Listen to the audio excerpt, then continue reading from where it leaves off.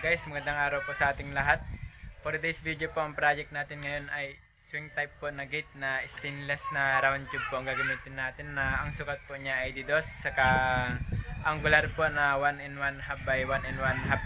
Yun po ang gagamitin natin para sa dingding niya.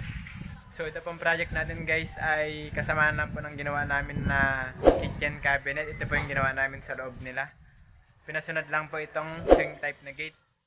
Kasi yung dati pong nakakabit dun sa kanila ay kinalawang na po. Ito po yung dating nakakabit sa kanila.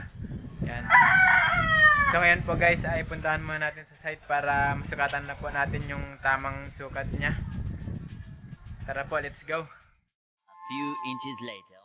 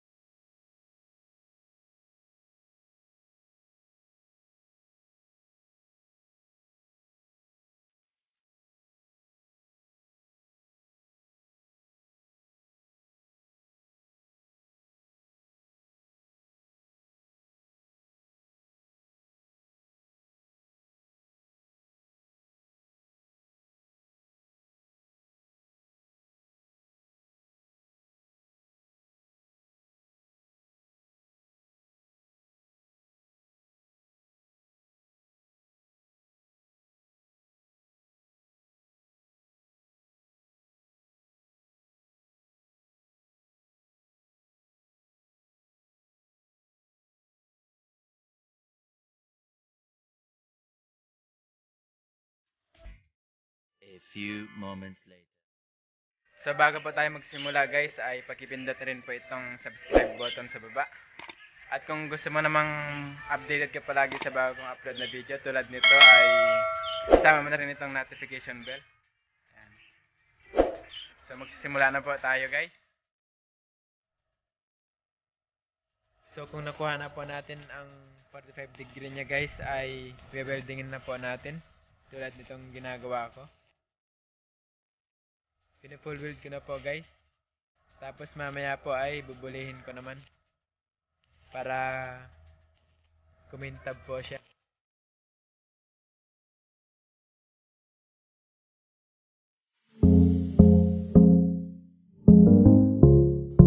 Kapag natapos na po natin weldingin ang apat na kantuhan niya guys ay bubulihin naman po natin.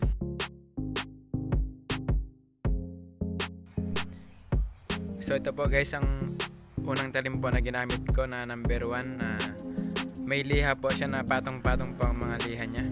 Tapos ito naman po guys yung kasunod, ito po yung pangalawa na gagamitin po natin pang bully na parang plastic po siya.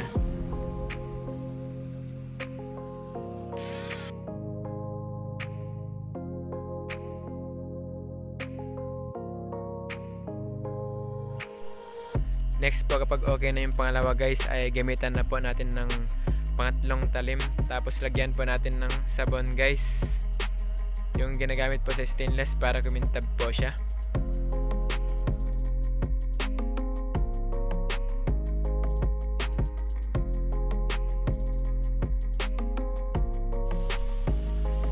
So ito na po guys yung tinatawag po nilang sabon pang buffing para kumintab po ang stainless. Yung mga dugsungan po niya para hindi po halata na may dugsungan. So ito na po siya guys, pagintab na po, hindi na po halata yung pinagdugsungan niya sa kantuhan. Ito na po siya guys, tapos na po nabuli. Yan, makintab na po siya, hindi na po halata yung mga dugsungan po niya. Yan.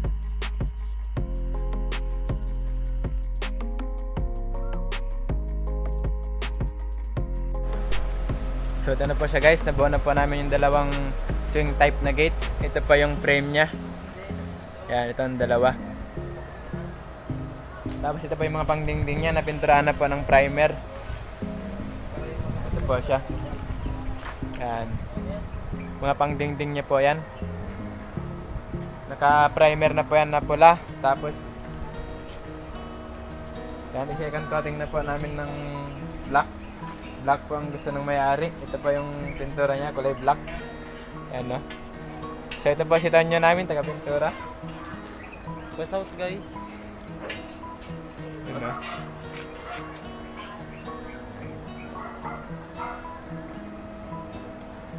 Pag natuyo na po yun ay papatong lang po yan dito. Nakatapad lang siya sa frame niya. Yan. Nakapatong lang po sa round tube ang angular. So ang next naman po na kakabit ay cylindrical po na stainless. Yun na po ang pinaka hinges niya guys, ang cylindrical.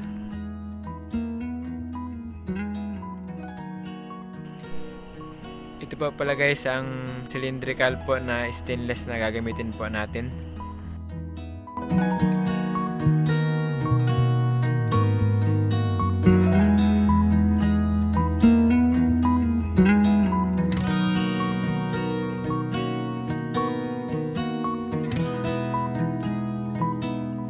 Binibuli na po nila guys para itapa na lang po mamaya yung angular pag nag-stop na.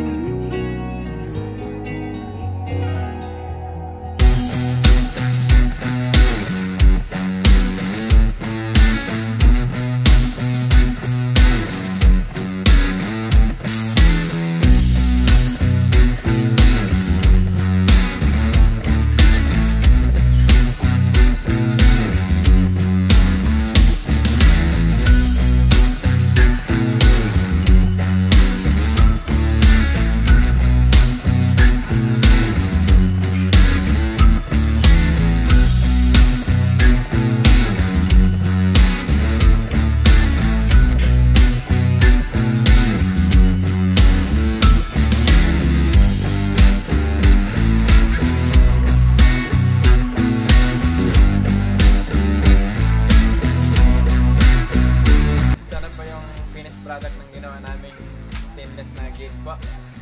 Ito po siya guys. Ang ginamit po namin materials ay round tube po siya na DDoS. Ito po siya. Yan. Ang tatak po ng round tube ay ito po siya. SUS 304. Yan. Tapos ang ginamit po naming angular ay 1-in-1 nap by 1-in-1 nap. Ito po yung angular. Tapos may pintuan po yan dito na isa. Ito po yung pintuan niya na maliit. Yan. Pinakadaanan na po ito ng tao. Ito po yung pintuan. Tapos ito po yung pangalawa. Swing type po siya. May lock din po yan dito. DIY lang po ang ginawa naming lock niya. Ito po yung lock niya. Yan. Dito po ilagay ng susi. Tapos ito po yung hawakan niya. Yan. Parang baller bolt lang din po ang style niya. Ito po yung pangalawa. Ito po yung sa baba naman. Gawa din po namin ito. Yung pinaka-lock niya.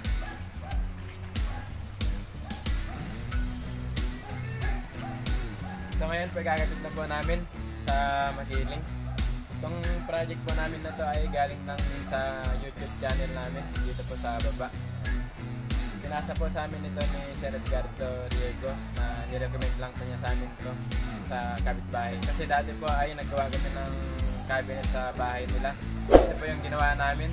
Yan, coated white na cabinet po yan. Nakahang sa kasama po ng lababo, saka screen door, saka shower enclosure.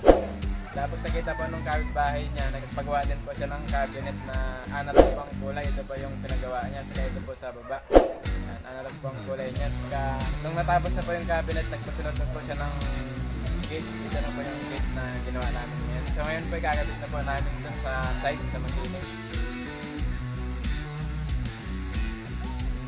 So kakarga na po muna namin guys sa tricycle. Tara po, samahan nyo kayo magkabit. Let's go!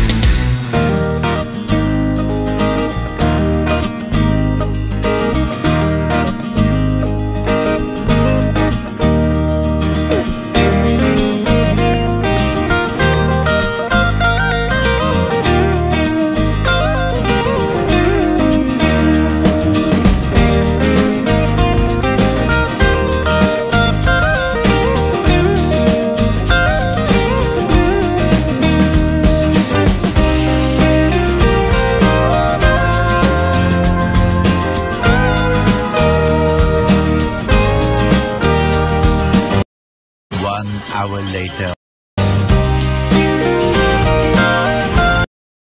2 hours later. So ito na po guys, ang finished product po ng ginawa namin na gate. Naikabit na po namin kanina. Yan. Sulit na sulit po ito guys. Wala na po siyang kalawang kasi yung dati po ay kinalawang po yung dating tubular na bakal. Ito po ay wala na pong kalawang guys kasi stainless na po ang ginamit namin. So hanggang dito na lang po guys ang video po natin. Maraming salamat po sa panonood sa ginawa kong video na ito. At kung bago ka pa lang dito sa aking channel guys, baka hindi ka pa nakasubscribe, pakipindot na rin po itong nasa baba guys. Salamat po. Libreng-libre lang naman po yan. At kung gusto mo namang updated ka palagi sa bagong upload na video ay isama mo na rin po itong notification bell. Hanggang dito na lang po guys. Ingat po tayo palagi.